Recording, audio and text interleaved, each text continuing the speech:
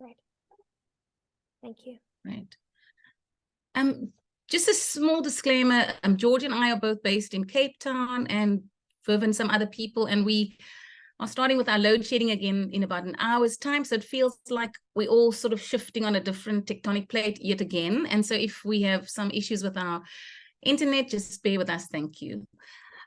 So I'll start off with Sid. Sid Mohandas is a former Montessori educator and teacher trainer and the founder of the Male Montessorian and the Montessori platforms. They recently finished their doctorate, and we need to give them a hand because it's really, really just congratulations. We know you received your results really quite recently, probably a month ago. And what they were doing was investigating how a gendered workforce is materialized in Montessori classrooms, in which they put feminist new materialisms in conversation with anti-colonial studies, decolonial approaches, and Dalit feminist theory. If I'm not saying that correctly, Sid, let me know. Sid is published in a number of peer-reviewed journals and contributed to edited book collections, some of which we will be discussing today. And they are currently co-editor for a special issue on Bewildering, the Pioneers of Early Childhood at the Pedagogy, Culture and Society Journal. Sid's most recent publications, as you know, well, some of you know, include Montessori Education and Gender, Recasting Gender in Montessori Contexts, Beyond Male Recruitment, Decolonizing Gender Diversification Efforts in the Early Years by Attending to Past, Present, Material Discursive, Effective Entanglements, and a paper co-authored with Dr. Jayne Osgood titled Grappling with the Miseducation of Montessori, a feminist posthuman reading of child in early childhood contexts. So welcome, Sid. And just to remind everyone that Sid's preferred pronouns are they and them. And now I'm going to go on to Dr. Jayne Osgood. And also before I carry on with Dr. Jayne Osgood, I just want to say I saw Jane and Sid twice while I was in Manchester and once in Middlesex in the last month. So that was really exciting. So wonderful to now be seeing you, unfortunately back online, but that was exciting. Jane is a professor of childhood studies at the Center for Education, Research and Scholarship at Middlesex University. Her work addresses issues of social justice through critical engagement with policy, curricular frameworks, and pedagogical approaches in early childhood education and care. And that's the ECEC we see in many of the readings. We don't have that exact abbreviation in South Africa. She's committed to extending understandings of the workforce, families, gender, and sexualities, child and childhood in early years contexts through creative, effective methodologies. She has published extensively within the postmodernist paradigm with over 100 publications in the form of books, chapters, and journal art papers. Her most recent books include Feminists Researching Gendered Childhoods, that's by Bloomsbury, and Post-Developmental Approaches to Childhood Art. And she has served on the editorial boards of various journals and is a long-standing board member at Contemporary Issues in Early Childhood. She's currently editor for the journals Gender and Education and Reconceptualizing Education Research Methodology. She's also book series editor for both Bloomsbury, Feminist Thought in Childhood Research, and Key Thinkers in Education, Springer. And why I read their full bios is because people always say shorten it. And I think, well, it takes us 3 hours to write the 100 words. So we need to read them because it's very important. So it's a nice summation of kind of just a tiny bit of who and what you are. And just to then include Jane, I know your preferred pronouns are she, her. So that's Jane and Sid. And just to say, I'm Roseanne Reynolds. I'm a lecturer at the School of Education, senior lecturer, I might add. It's a bit of an odd title, but that's our promotions work. But at the University of Cape Town, and I'm delighted to be difficultating today. And just to share a little bit about difficultation, and again, I'll be reading some of this. Difficultating comes from Augusto Boal from Brazil, you know, in terms of the theater of the oppressed. But how we use it, we work with Haynes and Joanna Haynes and Walter Cohen's work, and they suggest that the role of difficultator is one of cultivating ignorance and weakness. So this is actually from my PhD because I use their work. They explain ignorance is not a negative oppositional position.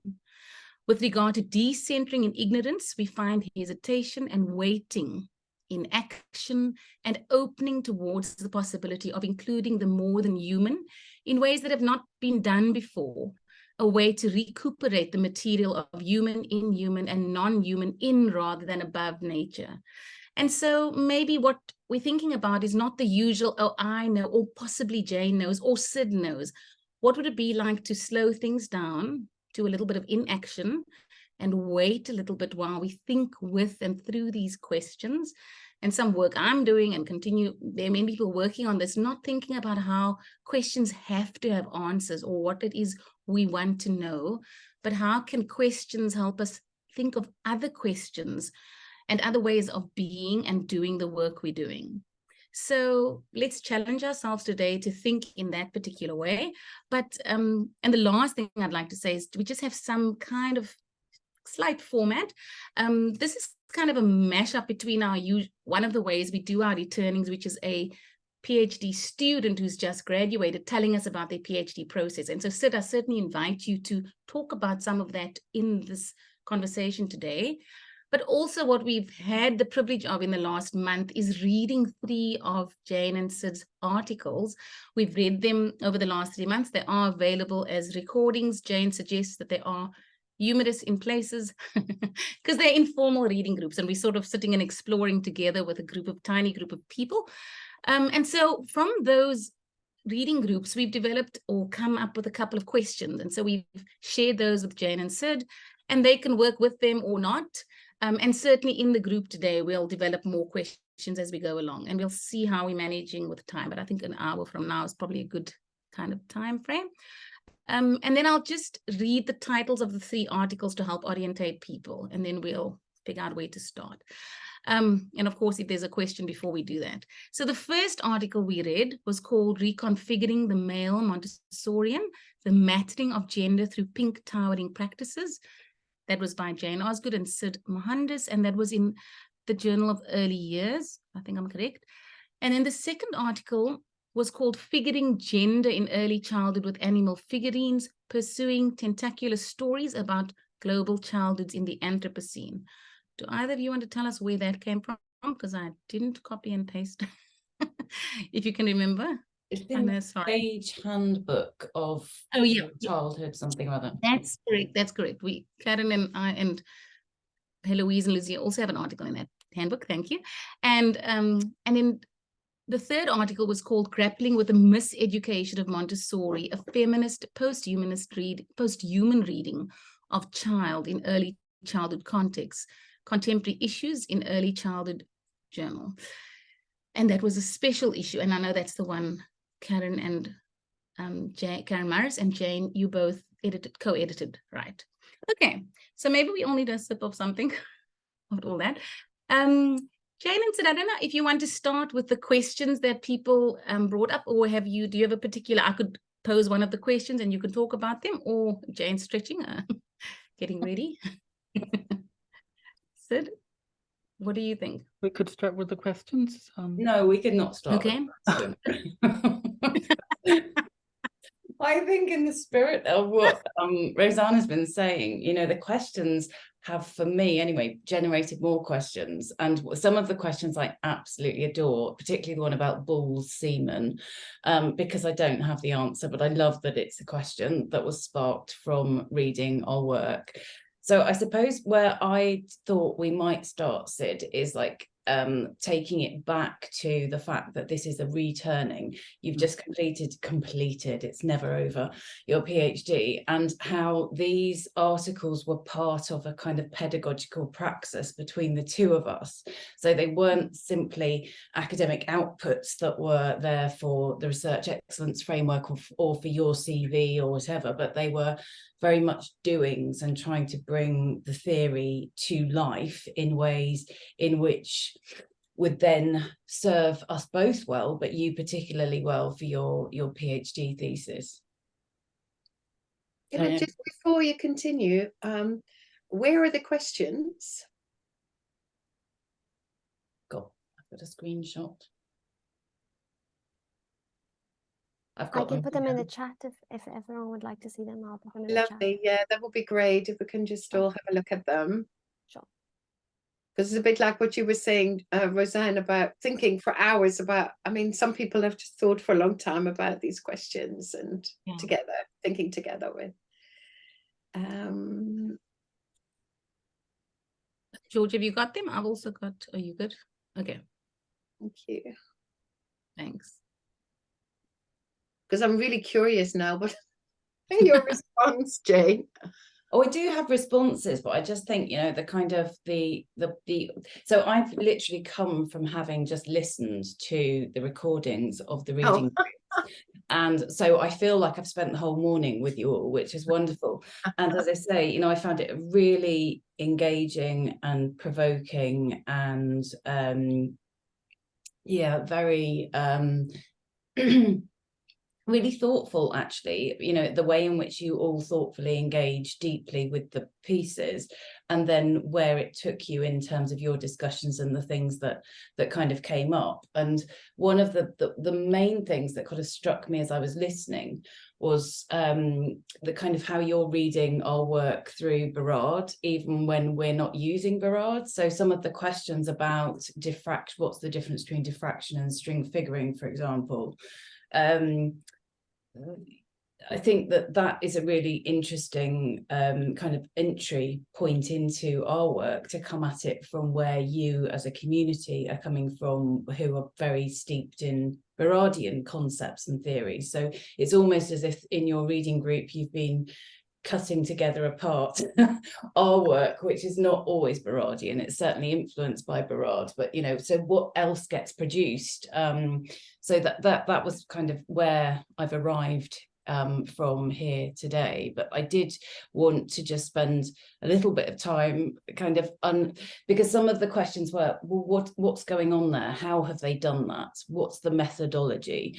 And I think knowing that Sid and I came to each of those articles at different stages along the doctoral journey, and we were grappling with, okay, so how do we mobilize this particular concept or this particular theory? Then it was through the act of co-authoring, co-researching, co-passing the patterns back and forth. So in many senses, the string figuring was a writing methodology as well as a researching methodology. So what we were doing in those papers were trying to perform and enact the theories through our co-authorship and our co-researching. So do you want to say something? No, I just want to, I mean, probably my sort of key distinction of how I view Berardian sort of diffraction from Haraway's is that it kind of has the sort of embodiment of playfulness. It's sort of a game, you know, the string figuring game and the sort of Cat's Cradle that she wrote in 1994. So, I mean, definitely, you know, Jane, it was a sort of a becoming with Jane and the multiple other sort of, you know, Pink Towers and Snot and, you know, all these different aspects that kind of produced those papers in those different parts of our journey. But that playfulness was definitely something that was, you know, key to that. And what Haraway called serious play. And that's the sort of idea that, you know, in the sort of playfulness, it entails sinister stories and non-innocence, and you know, they're not separate from the sort of affirmative creative you know, engagements in the sort of narratives and storytelling practices. Yeah, but one of the interesting things initially during early phases of string figuring with Jane was, I remember Jane once saying that I had these strings in my hand and they were being neatly set side by side. You know, I had these stories about pink towering practices, affective memories, and pink pussy hat, and all of that, and the, you know, the sort of act of braiding, the act of creating patterns, you know, as Haraway says, it's not an easy task. It takes a lot of effort. It takes a lot of intricate deep thoughtfulness into trying to weave those sort of, you know, relations and practices. Yeah, and I'd also like to highlight that you know, that the sort of string figuring, it is not, it is a collective making with, it is what, you know, it is a sympoiesis, It is not done alone. It is done with multiple others, and it is also not concerned with winning, like, you know, as most games are concerned about. You know, it's about, Haraway calls it a figure of ongoingness, you know, a figure where you are constantly being responsible and with one another and in each other's company. I suppose the other, just to jump on the back of what you said there, I think that one of the questions to emerge, I think it was Giovanna who was asking, how do we make the decisions? How do we choose? And again, using sort of Berardian concepts, you were talking about the cut in your discussion groups.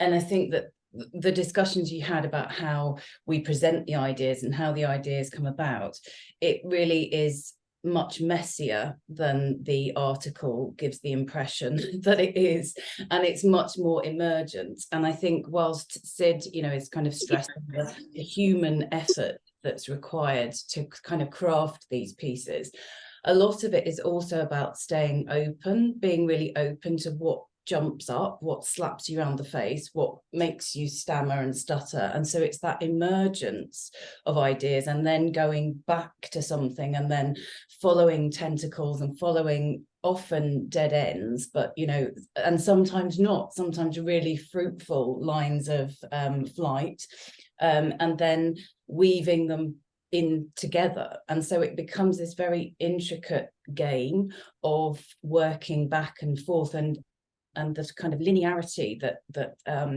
a journal paper gives the impression of is really belies the kind of the reality of what it is, as I'm sure many of you here know, to write posthumanly. You know, we're kind of in denial, you know, and one of the other questions that came up in your reading groups was, you know, the kind of confines. Who is it? Where are you writing? Where are you publishing? What's the focus of the book? What's the focus of the special issue? Which questions are you addressing? And so therefore you come at it with a sort of certain kind of framing and a certain set of objectives, but the way in which you allow yourself to, on the one hand, pursue those objectives, but also be open to the surprises and what then emerges, and to pursue those lines up to a point, but, you know, taking on board what was discussed in your reading groups about you can't include everything, and, you know, which bits go in and which bits don't, and what how and why are you pursuing the things that you pursue, or the things that pursue you. And I think that is about the affective intensities, you know, what provokes you and agitates you in the process of writing and research.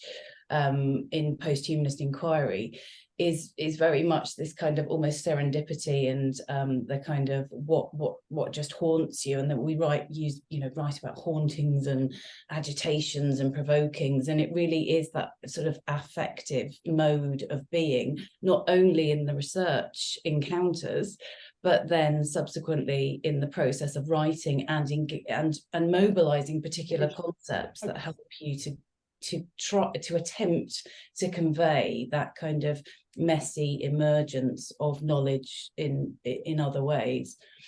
But then you're constrained by all these frameworks and conventions and expectations of publishers and editors and whoever. And I think we've spoken about Maggie McClure's sort of data glows, glimmers, and hotspots being very useful and generative. I think Haraway in her second chapter, or probably it's the third, on tentacular thinking, she refers to the tentacles as feelers. Thanks, James. Thanks, Jane. And Sid, can I apologize? I think I have difficult on. Oh, sorry, Sid. I'm interrupting you. I mean, to say I'm switching my on and off. I'm trying to I'm now on my phone. But carry on, Sid. You and Jane are doing very well. Sorry, I'm just apologies.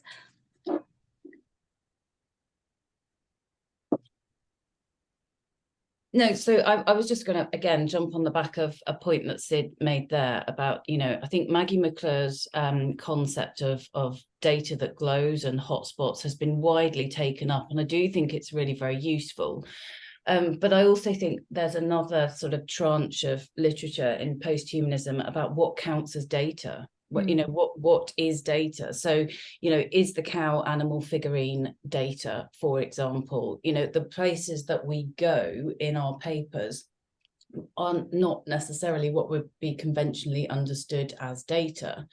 And it's kind of big, and that takes a certain bravery. And I think that was another rationale for Sid and I doing a lot of this work together, that as a lone PhD researcher, you're can feel in quite a vulnerable place if you're doing very experimental work and you're kind of pushing against conventions and boundaries. The kind of assumption that you don't really know what you're doing. Whereas if you're kind of working as part of a collaborative or a collective or in a pair, then, you know, there's a security, I suppose, in kind of trying to do things differently and pushing, however gently or forcefully, against what's expected.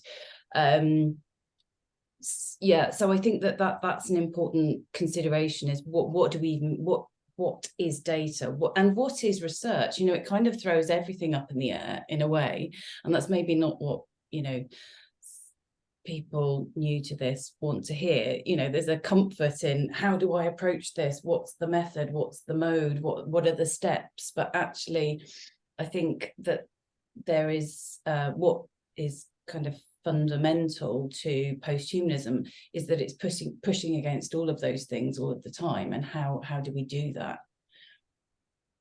I think what you said about what counts as data, I mean, I'm reminded of feminist indigenous sort of scholarly work on felt knowledges, especially Diane Million's work, and how rationality and the sort of cognitive apparatus is you know, is not just a sort of primary mode of sense making, but that affect, emotions, and feelings are you know, powerful, generative in getting to, especially, you know, what else is going on in the sort of research process and endeavor. I also want to say that our sort of engagements are enormously shaped by how we situated knowledges and embodied sort of perspectives, and by situated knowledges, you know, we don't mean identity markers or even geographical location, but it is in a way of producing knowledges that cut through and across disciplinary and categorical boundaries. At the same time, they are, you know, those categories are retained in some sense in a sort of imminence, I'd say, like, you know, that we are entangled in this sort of process, but then not, but then it's not. I suppose Brad Otey's idea of posthuman subjectivity comes into play. That in the end, it is about the sort of feltness, situatedness, and embodiment that, you know, shapes the research process, if that makes sense. Yeah, just kind of actually directly answering, or in a roundabout sort of way addressing one of the questions, was about, it wasn't, I'm going to paraphrase, but it was something about who are we to write these stories? Who are we as these researchers? What is our positionality? I think particularly with the cow figurine paper, I loved the sort of the directions that your conversations in your reading group went off in surprising and unanticipated and unpredictable ways. And that's kind of the point of this sort of work, is to provoke and agitate more questions, not necessarily to provide answers. But one of the things that I think was suggested that we could have written ourselves more squarely into that piece as to who we are, what our subjectivities are, what our biographies are, what our multiple intersecting identities are. And we have in various pieces written more of ourselves into them and less in others. And I think there is, Roseanne sort of said, you know, the practical implications of taking up however many thousand words in a 6,000 word manuscript that is situating yourself in that kind of very autoethnographic way, if you did that in every paper, you'd be left with very little space to actually develop the argument that you want to. So that's one kind of practical consideration. And then secondly, it kind of somehow undoes the posthumanist project, which is, as you were discussing in your reading group, this kind of very, very difficult business of decentering the human. And as posthuman researchers, we're also trying to decenter ourselves whilst also keeping ourselves and our place as situated storytellers. So that's a really difficult balancing act to try to pull off. And so I think that was definitely a kind of tension that we felt. And the other thing that I think we both kind of felt we'd done, but maybe it was too subtle, was in the storytelling, we were kind of, it was implicit that I had grown up on a farm and that I had lived through mad cow disease and that I lived in rural England and Sid similarly, had childhood in Kerala, beef eating politics, and so all of those kind of narratives that kind of infuse our experiences and ways of being in the world were kind of threaded through, but not in a I am this person, this is my background, here are my intersecting identities, and this therefore gives me some sort of credibility to say something about these things. So it's a really difficult and kind of delicate act to pull off, I think, when you're trying to be to articulate a posthumanist ethics and a posthumanist way of being in the world, and trying to ensure that finds expression in not just your research, but your presentation of your thinking and your ideas and what this means. And ultimately, I think that's the key thing, is why are we doing this research? So it draws into sharp focus what is research, what is data, what is a researcher, what is a human. But ultimately, politically motivated research is, well, why are we doing this and what difference do we want it to make? And it is about those kind of ongoing questions. And that's why I was so delighted to hear all these other questions coming up in your reading group, because we kind of planted this incendiary and off it went, and it was like poof, poof, poof, and you were all kind of following these other lines of inquiry from just this kind of slightly well, intentionally, not slightly provocative kind of piece that and I think why did we go the places we went? There was a kind of rationale, but there were also the sense that those places and moments and encounters and events and materials found us. But they could have been, as you discussed in your reading group, any number of anything else. And if any one of you had been writing the paper, either in collaboration or individually, it would have become something else again. And that's the kind of richness of it, I think, that it can be this kind of ongoing generative kind of passing on and then see where else it goes. Yeah. I think taking up what Jane said about decentering, I think Jane's and Karen's special issue on highlighting the fact that decentering is not erasure, and that decentering needs to be done in a very sensitive, tentative sort of way. That is, especially taking into consideration the critique from Black and Indigenous scholars, as well as critical scholars from the Global South, that kind of highlight the sort of universalizing tendencies of posthumanism and framing the human as a homogeneous category, and not accounting for the unevenness of in historical and contemporary power relations. And I think Haraway puts it nicely in saying that we're all implicated, but we're not responsible in the same way. That there are those differences in intent that need to be accounted for. And I suppose that's one of my challenges that I had with posthumanism and with how certain theorists put posthuman theories to work, and that sort of flattening of those intensities where some bodies have not yet been counted as human in those sort of engagements, and that needs to be accounted for.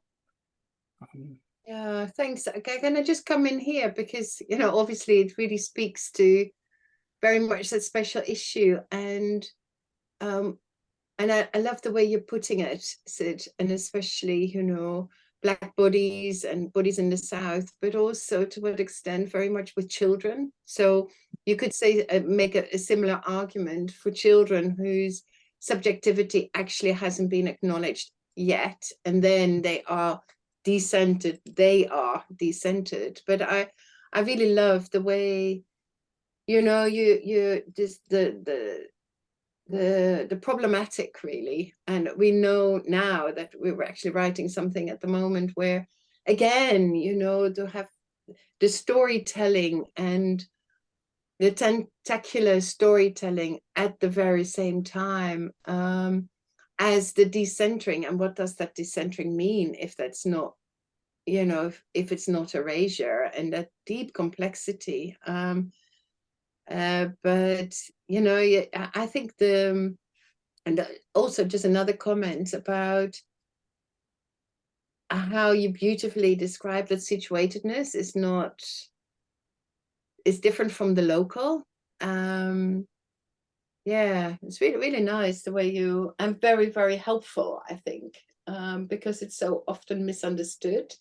So if we move from identity to difference, it doesn't mean that identity doesn't matter. It does, but it is how do you get there, and how is different. And but it requires a lot of scholarship, and I think that is really one of the real difficulties, is that on the surface it looks as if it is erasure.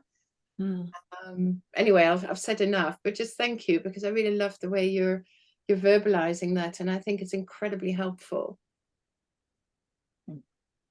Oh, thanks everyone. Sorry, apologies for falling in and out of this.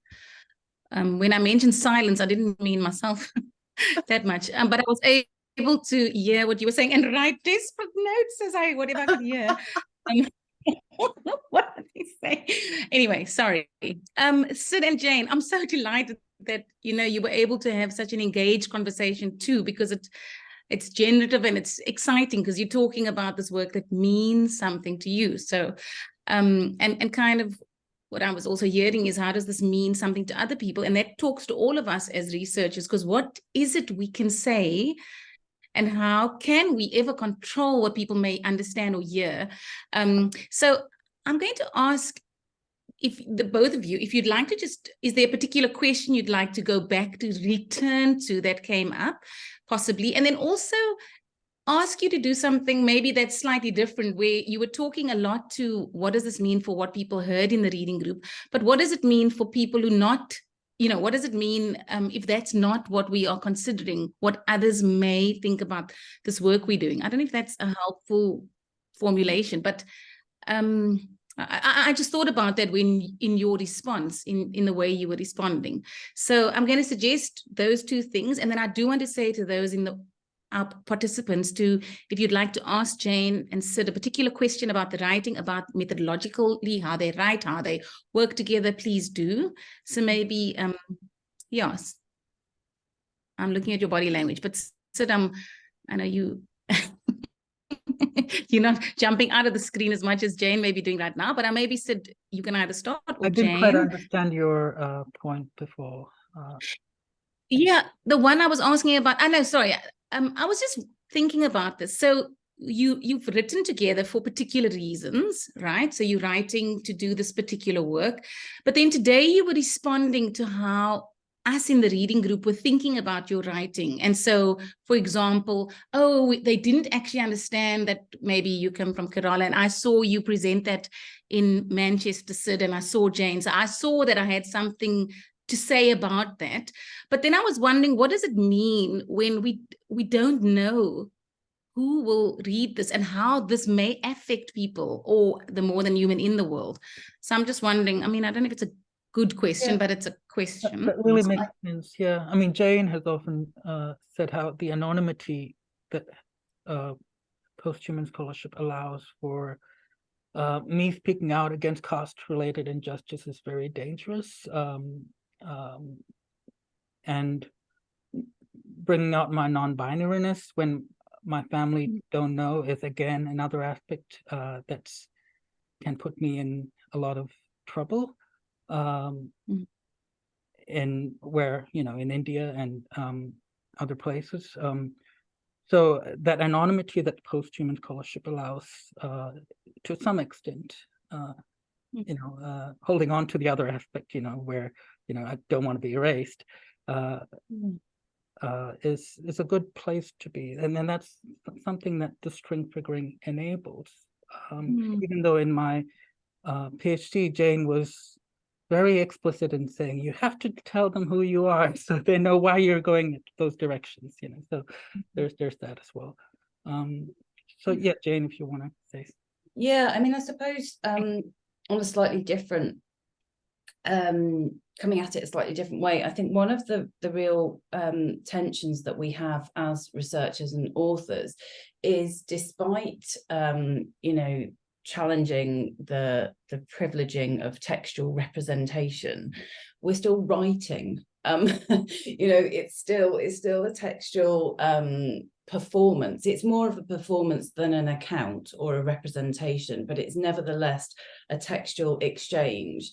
And so I think, you know, just connecting, Roseanne, because you were at our presentation in Manchester and you're able to use visuals, you know, in a really powerful way that embellishes and adds extra meat to the cow story, you know, so it becomes much more kind of vivid and lively and dynamic, and it moves and it shifts and it goes to all these places. But however hard you try to do that, and I know that we can and do use images and videos and sound files and so on, and that's growing in popularity, but nevertheless it's still there's still a privileging of text, and that means you know that this posthumanist scholarship is kind of, yeah, having to work even harder to try to do that work of complexifying and opening things up and bringing other things in that you might not expect to find. And I think what's the other point I was going to make? Something about, yeah, I can't remember. I've got menopausal brain.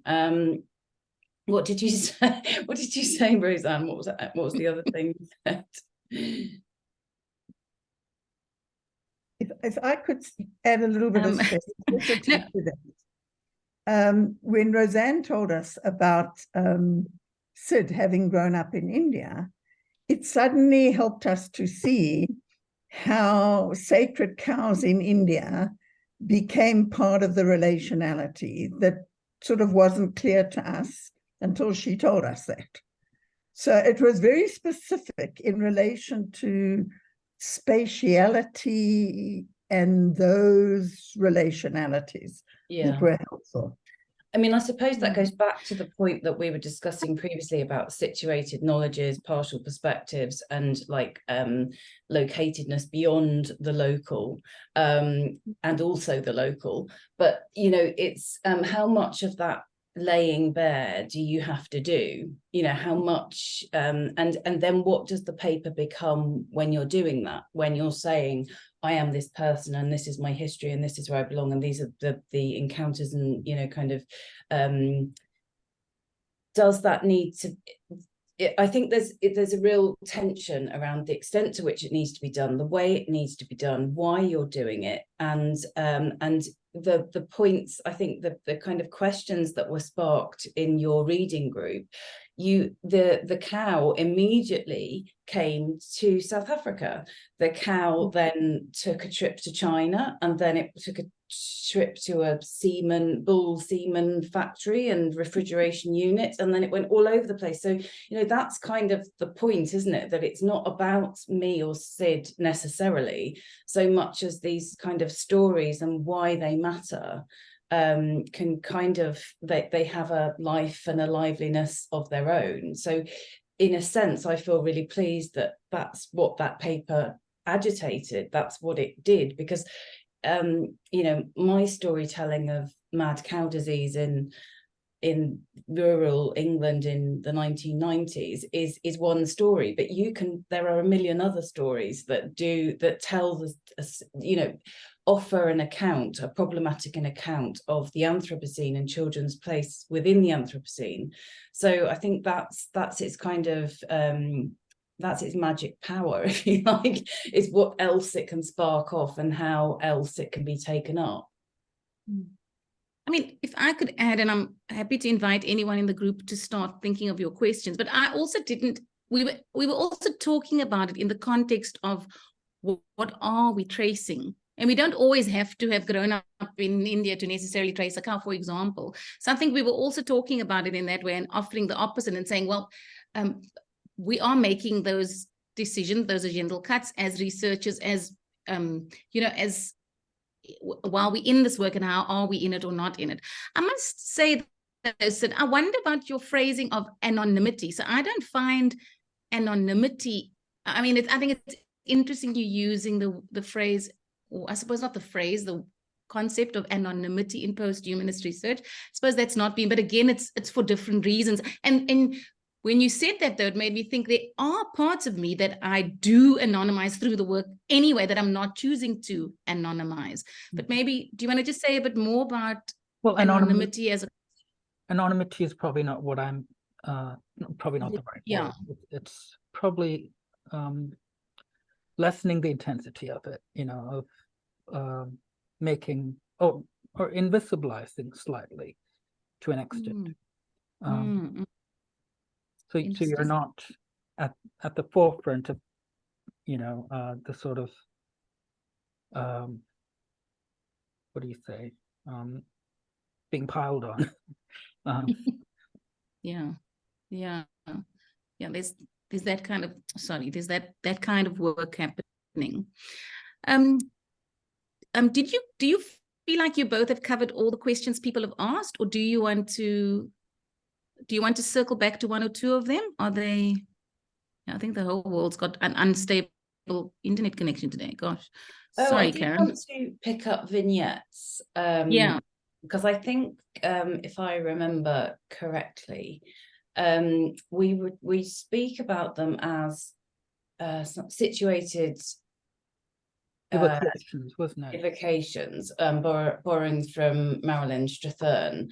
So not so much, encounters or lively encounters, or Stuart, something happening, it's that kind of, and again, it wasn't so much that we selected them, because of course there are a million that were there for the choosing, but it was that they did something, and that they kind of created a sort of stammer or a stutter or a hold on, but what is, not necessarily what does this mean, but what does this do, what is this agitating?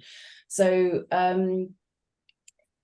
although we refer to them as vignettes also, I think that was probably because a vignette is more recognizable. But then we were trying to do this work with, okay, so it's about what they evoke, what within that moment of encounter, what is evoked. And again, trying to resist that kind of more positivist, representational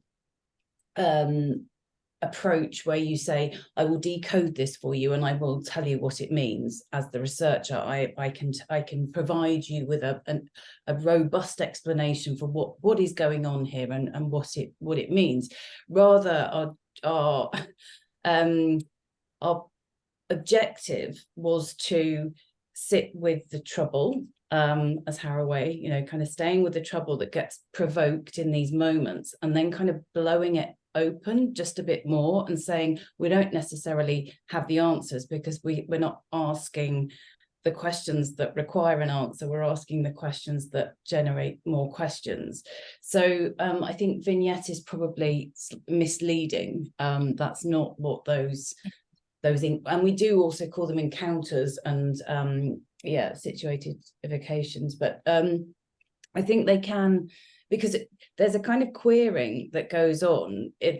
In what we do in the paper with those vignettes is to queer what a vignette is.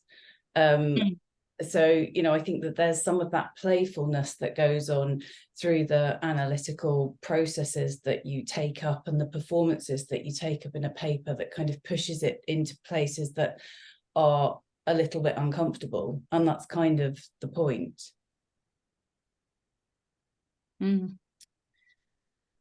So do you want to respond as well, or? No, that's great. Yeah. And then maybe if I could ask you. I was just saying, I was just thinking that I did like that male and female artificial insemination question, you know. So should we spend a bit? Yeah, well, actually, let's hold that one because it connects to the last one, which I've just shared again in the chat because so many of us have jumped out of this and come back in.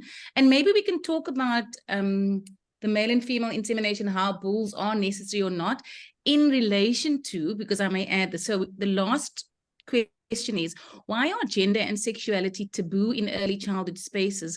Or why are gender and sexuality considered irrelevant, which is actually very interesting. And I think the irrelevant is, we were talking about the animals. Well, it's like irrelevant, but they channel this heteronormativity, possibly, but also they don't. So maybe you could talk, because you both have written and spend a lot of time working on that. Could you share with us about that? I think that really would be quite helpful to spend some time with in this group here. So you can take any of those three. So do you want to start with?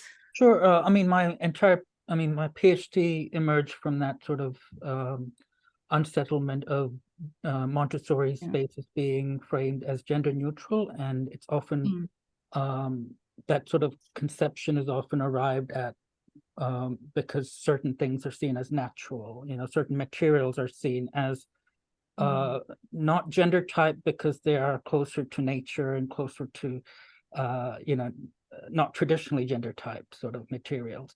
And I think, I mean, Jayne and, you know, so many others like Kerry Robinson, E.J. Reynolds, Aoife Neary, and so many others have written about the sort of how children are seen as non-gendered, you know, non-sexual beings, innocent beings, even as cis heteronormativity is incessantly imposed on them. And I think this is where, you know, feminist post-structuralism and queer theory have enormously shifted, you know, perceptions and perspectives on how children, you know, constantly negotiate, conform, resist, transform, and, you know,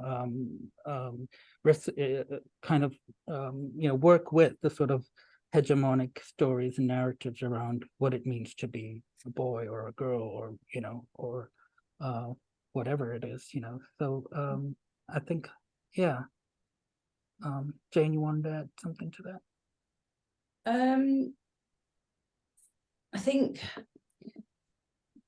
I think there's also a kind of affective ecology that surrounds childhood, children, sexuality, gender, and it's a space that many people feel afraid to go. Parents, teachers, anybody who works with children, very young children, is, you know, just don't go there. And then that reinscribes the notion that gender is not an issue. It isn't something that is experienced or encountered or performed by very young children, and of course it is. So we kind of get caught up in this space of silences and discomfort and the taboo, and so all of that is incredibly unhelpful when we know that children are in the real world and they're not only absorbing messages, but they're active in kind of performing them and sharing them. And so I think in a sense it's never been more pressing to have this as a focus of research, particularly when you see this kind of crises, multiple crises that we're in at later stages in the education system. And children are curious and they want to know, and yet, you know, that they're kind of treated as these unformed human beings who shouldn't be engaging with these issues, topics, debates. So and I think maybe what we've tried to do, what Sid does in their thesis and what we attempt to do in this miseducation of Montessori paper, I think, you know, the lines that we draw between sexualized subjects, gendered subjects, child subjects, so these kind of you know, age and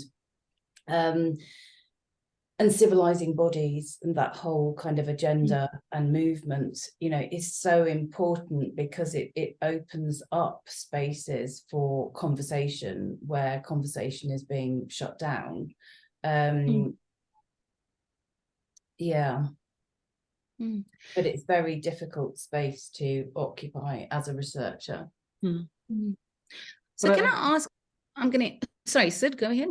No, I was going to say that it also kind of, I mean, what we did in the paper highlights how gender and sexuality are not just humanist concerns, because they work across human, non-human boundaries, and how non-human beings are configured and categorized. And I know Myra Hurd has written about it, and decolonial feminist scholar Maria Lugones and post-colonial scholar Oyewumi Oyeronke has written about it in terms of how the problematics of a biologic or a bioreasoning, and how taxonomical approaches and the hierarchies they produce emerge from particular ontological assumptions, and how you know, I suppose ontological assumptions of what constitutes human,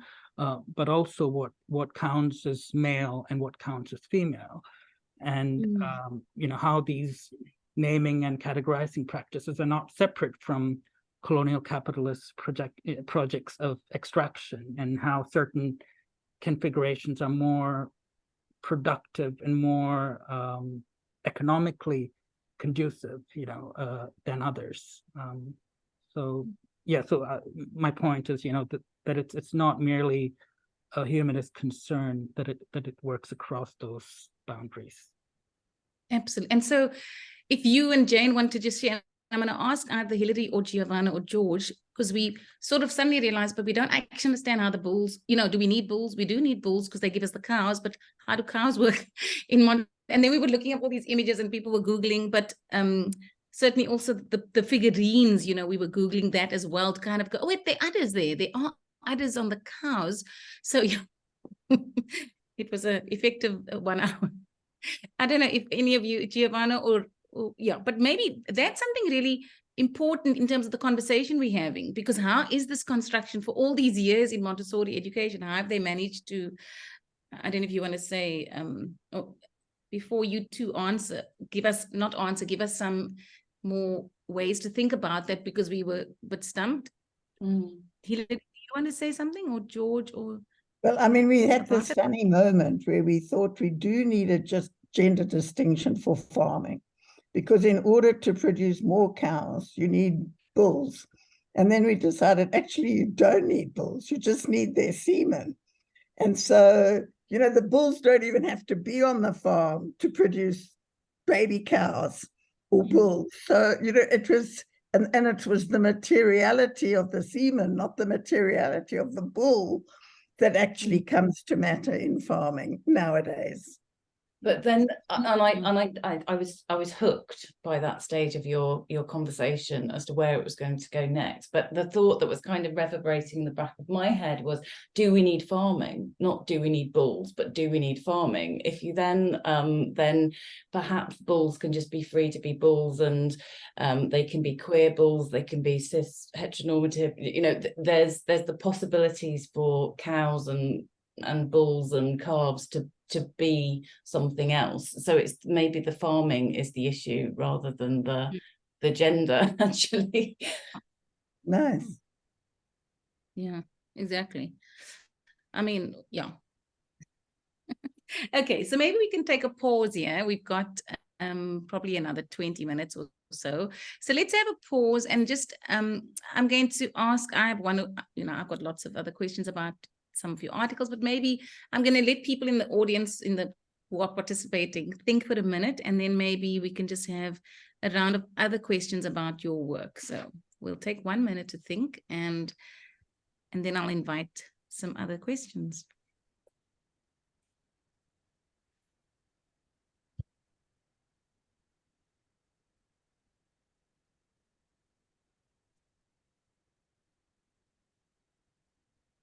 So Jane, I have a question about the co-writing as pedagogy, because, in the science model, what people do is they fund a project, and if they're on the project, they co-write with their students, or they put their names on the papers, etc. And then they collate those to make the thesis. So you do a kind of thesis by published papers with other people, which I find quite strange in the science model. But I mean, so you write the papers together to think through stuff together, and then does Sid write a separate dissertation, thesis, whatever you call it there? Yeah, so we the first paper we wrote, the Pink Tower paper, very, very early on, because it was that, it was a dawning realization on my part that saying go away and read, and then recommending reading, and then having conversations about the reading was not enough. We had to do it. We had to actually kind of take these concepts for a walk. We had to take them into spaces and see what they could do and what they could do to us. And so hence the trip to the Montessori Centre International Centre, where we spent the day hanging about with pink towers and all the other Montessori pedagogical materials. So really having a kind of... I want to add that it was 1 month into my PhD. Yes. That's a very important caveat. Wow. It was very early on, but it occurred to me that, and I supervised other PhD students who were in Norway, and I was in the UK, and they were grappling with these concepts and theories, and I would see their data, which were observation notes or interviews, transcripts or whatever, and I had no sense of the liveliness or the space or the materiality or the kind of feltness of their research. I just had their kind of account, and then we would talk about it over Zoom and and it felt, and that was the scientific model where we were co-authors, and those papers then made up the thesis. With Sid, I thought, we've got an opportunity. Sid would be writing a monograph, the traditional thesis, but alongside that, we could take the opportunity to play string figure, kind of to make these concepts work in practice. And so it took me much closer into the heart of Sid's actual doing of the research. So I was in the fieldwork scenarios, I was in these spaces, and then through the process of, okay, so what did that do? What are the things that are jumping out at us? Where might we take them? Where might they take us? And then kind of being open to all of that, and then working iteratively with the reading and the theory and the back and forth, and kind of really making very explicit and felt the messiness, so that, as I say, the kind of presentation of the journal paper, it looks very neat and linear, but in fact, the kind of messy reality. And that was the most kind of effective way that I could I felt support Sid pedagogically, in orienteering to do a post-humanist research study, because that first month Sid was looking for themes and for like putting things in spaces and boxes, and I'm like, no, we've got to embrace, you know, the kind of chaos and mess, and that's a really daunting invitation to give to a new PhD student. But the other thing I've seen for PhD students is where they go along following a very conventional linear model, and then say, actually, this is not how post-humanist, new materialist theories work. So I'm going to have to unlearn all of that. And I've had a situation where I had one PhD student who wrote 2 theses. One, the conventional one that she thought the examiners would want to read, and the one that was the post-humanist one that she was keen to pursue. And I'm like, you've got to make a decision, you know, and that's an awful place to be. Well, it's a different place, but, you know, it's so much, because, yeah, I guess, so it was, I guess, Sid's thesis was something of an experiment as well, which is like, how can we do post-humanist pedagogy? How can we do post-humanist PhD supervision differently, I suppose, is really the starting place. Hence these 4 or 5 co-authored publications that were very much about the doing, and then we would have supervision meetings about the doing and the uncertainty and how you play with theory and how theory plays with you and what you do with it and how you then kind of craft it into something that is publishable. Yeah. I mean, by that time I had engaged deeply with the theory, but I didn't quite understand how it could be put to work. And that was what, you know, it seemed too dense to kind of grapple with. And when Jayne invited me, I was like, what, you know, I couldn't, you know, really process how I would put that, you know, I would be involved in that. At the same time, it was, when we did it, it was really a breakthrough in a sense, you know, to kind of get at it and see how, oh, this is how it works, you know, sort of thing. You want to talk to what you shared in the group, in the chat? Do you want to just take us through that? Oh, it's just From the sort of snippet about, you know, of our while we were going back and forth on Gmail, like sending you know, sending a document of what I wrote, and then I'll send it to Jayne, and then Jayne would send it back to it. It's kind of a string figuring in that sense, where we're going back and forth, and Jayne'd be like, don't write anything while I'm writing. But which is distinct from, you know, the kind of track changes that you might put on your students' work to say, you haven't understood this, read more of that. It was more of a, okay, throw some ideas and what, oh, why are we stuck here? Where does that then go? And then to pursue those things together rather than so it was something around, you know, kind of genuine collaborative working. Whilst also recognizing that I was the supervisor and Sid the supervisee, but, you know, it was like, how can we do this together? How can we get in the thick of this and be open to the shapes it might take in the place and the cul-de-sacs, you know, the endless cul-de-sacs we found ourselves in, going, well, okay, no, we could continue pursuing this, or we just leave it here. And then sometimes you find yourself going back to that cul-de-sac 6 months later, a year later, and it's got something really fruitful that you can pick up and do something with. So it's, you know, it was very much the processes rather than the outputs, although there were then these outputs, but the processes. I think this is a kind of mode of inquiry that demands a doing, that you actually get your hands dirty, you get down on the floor and you kind of get in the thick of it. You know, it can't be, I know some people do write it in a very kind of abstract philosophy, but it is particularly, I think, in childhood studies, you know, and in education, which is about the doing.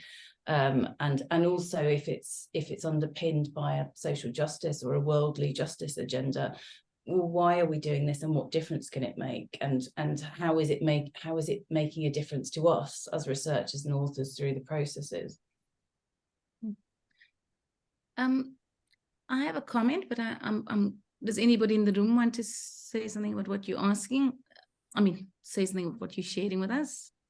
Maybe just what you're saying.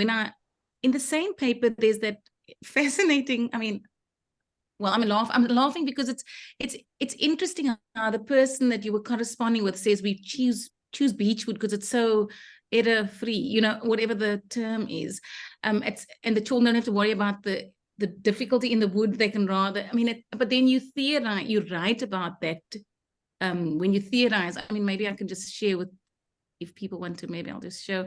The personal email correspondence is we use beechwood because in general the wood is error-free, which makes it a very good raw material to let the children concentrate on the learning objective instead of the irregularities in the wood. I mean, so you use that to sort of think through how to think about, well, maybe you can share with us if you remember that. That's on page 74 of your Reconfiguring the Male Montessorian through Pink Towering Practices. Do you just want to chat a little bit about using that? Comment. Oh, Shan, can you? Oh. Yeah, I can remember us discussing it in the reading group, didn't we? It really struck us. Just finding it. So, would you like me to share it?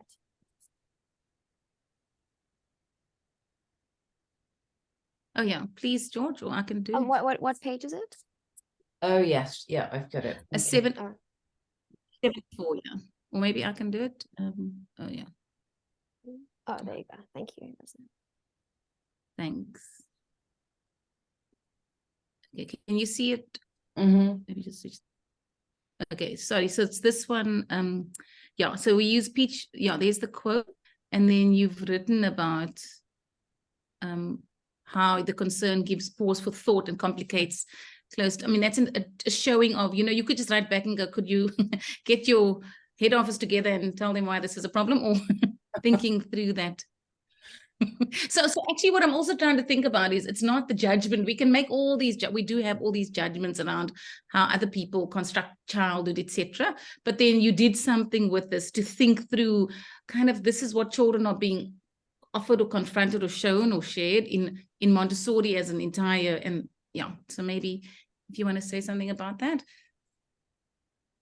Yeah, I suppose it was very much this whole paper and the pink tower, and taking the pink, the wood, the tower, Montessori, all of those things really seriously, and then kind of excavating, you know, so okay, and that is a priceless correspondence with the senior person in the manufacturing company, but it really does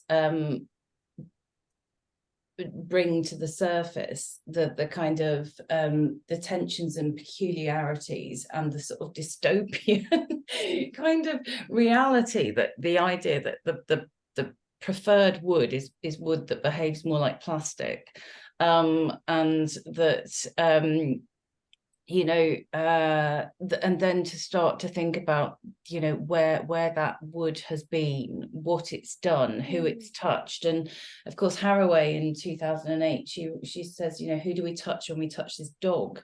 And those were the sorts of similar question, but the questions we were asking had a similar inflection. What and who do we touch when we touch this block, when we touch this beechwood, this blonde beechwood? And it kind of blows open and takes you in all these directions. And I think of all, and I've written about quite a lot of objects in children's you know, early childhood context.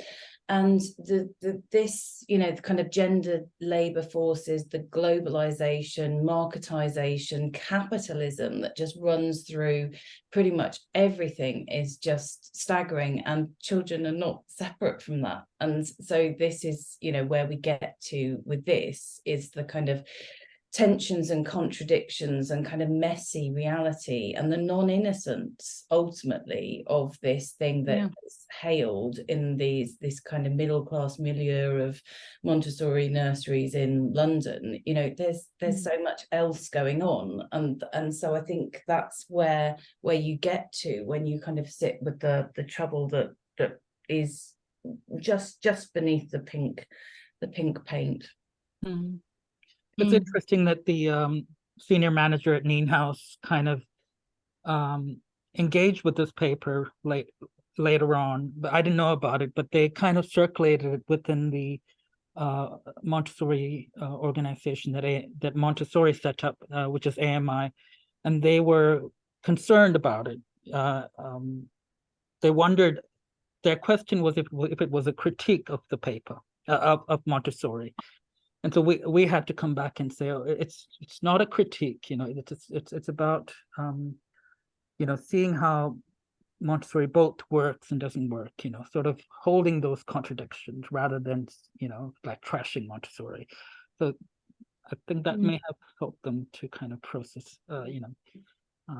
But it's also a much bigger, you know, a bigger issue of, which I love, you know, going in through very much the specificity of this example, making the point, and that's why it struck me so much when we were discussing this, about how the material is used in education, and not only in early childhood, but in education, always at the service of the human. So it is at the service of humans learning. And I think what I love about what you're doing on page 74 on the top is how, you know, the political, that it's not, these materials are not innocent. And not only the choosing of it, but the very materials themselves, if you may trace them. And I love the UA. So whether it's this or something else, or whether that is Waldorf, or whether it is, you know, the school down the road who's using, because what you see when you observe and when you become aware of it, then you see that paper, pencils, wood, everything is at the service of humans, which is a real problem, you know, in the Anthropocene. And so this raises this beautifully. But I really, you know, your point about it's then seen as a criticism of Montessori, and, you know, Jane knows that, you know, I've written about Lego and the Lego plastic, and then immediately, you know, you're like, you know, that is a critique of Lego. No, it's just a raising awareness of the political nature of how we use materials in education. I mean, it's not rocket science, is it? I mean, it's not that far. And so what, you know, in teacher education, what we've done, Roseanne and I, with others as well, is just let students stay with materials as materials, right? So touch the paper and be with the paper and be with wood, and rather than always seeing it as something to use. But they are, yeah, I can imagine that you've bumped into that resistance. But I just love, rather than, and this is, I suppose, the point I want to make, is that what I love about your writing is that you go in through the specificity of that, you know, these little nuggets of the data, rather than, you know, you can write about it, you can theorize this in abstraction, but this really feels like, oh, yes, this really resonates, you know, it really affects you as a reader. It's really good. It's interesting though, because I took the cow figurine to Australia. Literally. I was invited to give a keynote, and there were thousands and thousands, and they were 4,000 nursery managers, principally from the private and voluntary sector, but mostly from the private sector because it was very expensive. And I gave a presentation with all the visuals, and so it became much more kind of lively, and it was received so differently by so many different people, but it definitely got, you know, kind of buzz of going in the whole space. But a couple of people came up and they were really, really affronted. They had felt that the stuff about farming and intensive farming was just too close to the bone, because cattle farming is such a big industry, and so that everybody was connected in some way to cattle farming in Australia, and they could not see it as anything other than a critique. And then somebody else came up and said, oh, that's it, when I get back to the kindergarten I'm going to throw all the plastic figurines out. And I'm like, well, where will they go? Landfill. Don't do that. It's just so it's this kind of knee-jerk reaction that we have, that all these assumptions that what's needed is a critique and then what's needed is a solution. And I think that's what posthumanism is debunking, that actually we need a problematization, a complexification, and then a sitting with the trouble, and then the kind of responsibility for what the ethical decisions we make in all the moments, not just the what do we then do with the cow figurine, but what does the cow figurine do to us, and what does all of this kind of churning up, and maybe Sid, saying something about the final chapter in your thesis, where the project becomes not so much, okay, so what are the implications for policy and practice of my study, so much as what has this opened up, the questions and the kind of end, because there isn't an end point, but the kind of the last chapter in your thesis has a different sets itself a different project. Yeah, it is about, I suppose, being in conversation with the community, and taking it back to the practitioner community and seeing what it does, and how it shifts conversations, how it shifts perspectives, and the sort of ongoingness of it is probably what was very prominent in my engagement with it. How it's not giving solutions, but having a sensibility and having a sort of a awareness of our entanglements, which is where I feel that those who engaged with my thesis, those the place where I did my research, the field work, they seem to be quite excited about some of the things that emerged and the sort of shifts they made within practice as a result of those engagements, which were never, which I didn't feel were like final sort of changes, if that makes sense. Yeah. So Sid, I did post in the chat asking you if you could post an electronic link to your thesis. I presume it's in the library. Yeah, sure, I could do that. Thanks. Thank you. Dr. Mohandas and Dr. Osgood, I'm just thinking, maybe, is this your first engagement since we have to say that occasionally, every now and then, every night, no, I'm teasing. But just to say thank you so much for letting us look in and listen in differently, so we could read your work and how we could read it differently with you, without the words, but with the words doing different work in this particular community. So I just want to say thank you very much for your generosity, and also through your work, when you read it, there's a commitment. There's no confusion about your commitment to what it is you're trying to do in terms of early childhood education and care.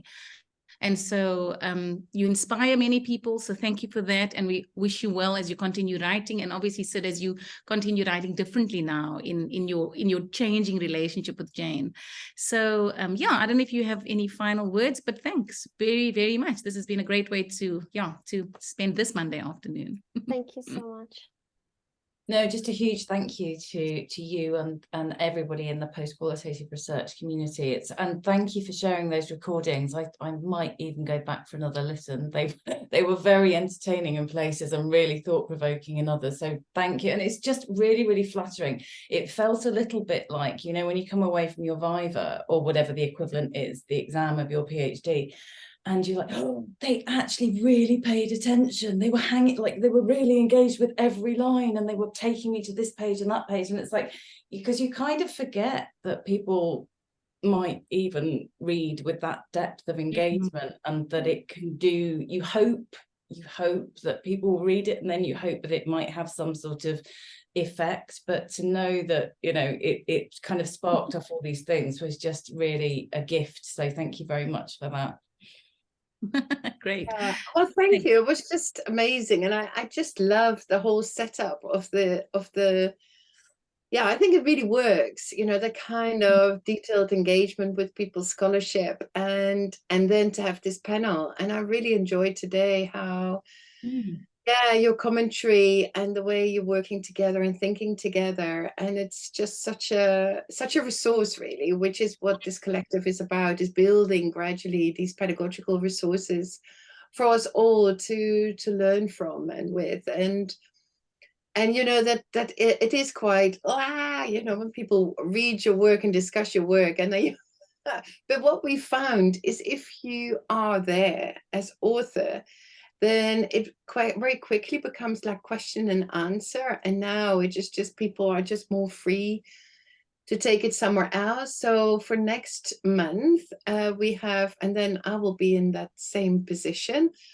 We will be looking, I will be reading and discussing a book that we still haven't quite submitted. So that is really, really scary. So we're submitting the manuscript on Friday, and it is post-digital play research. So you will get chapters from it, and yeah, we're quite scared about it. But yeah, so it has the same format, and it is the last one for this year. So it will be myself and Kieran Dixon and Shanique Lawrence, Joanne Pierce, and Teresa Giorza, who have co-written this book for the post-qualitative book series that is also part of this collective. And we're doing the same thing. So we hope we see you again. There we go. Thank you. So this is actually our, it's an illustrated book by a wonderful art educator, Teresa, who's made these drawings. And so especially we hope that this will entice you into joining us, and that the post-qualitative research collective is open for, you know, for everyone. So if people want to become a friend, affiliate, a member, you're very welcome to. So please send George your email or your WhatsApp if you want to. And then when you go to the website, I don't know, usually we'll have a quick look at the website, George. If you want your short bio that you spent hours on, thanks, Roseanne, on the website, then you can. And it is very much to gradually and increasingly just grow this community where we can help each other. Because and I think what you were saying, Jane and Sid, again a good example of the challenges that we have when we research post-qualitatively, and how much we just need each other, right? So here is the website. When you go to postqualitativeresearch.com, there's a book series. There are project members. If you click on that, the project members here, then you will see that, and this will change as well, our particular roles. But then if you go all the way down, these are all the members. Jane is already there, but Sid, you're not on there yet, as far as I know. And other people here in the room are not necessarily here. So please do send us your blurb and your photo if you want. And it doesn't have to be a photo of you, maybe not. So go well, thank you again. And this will be, obviously this recording will become also part of the pedagogical resource on our website as a YouTube video. And so you can return to it again and again, and also point it out to other people who might really enjoy it, benefit. So So thank you, and thank you, George, as always. And For thank you to Roseanne for difficultating, despite all of the ins and outs of technology. I was holding on to the internet with my fingers. Take care, everyone. Thanks. Thank you you. cloned yourself as well. Okay, take care, everyone. Bye. Thank you. Thank you.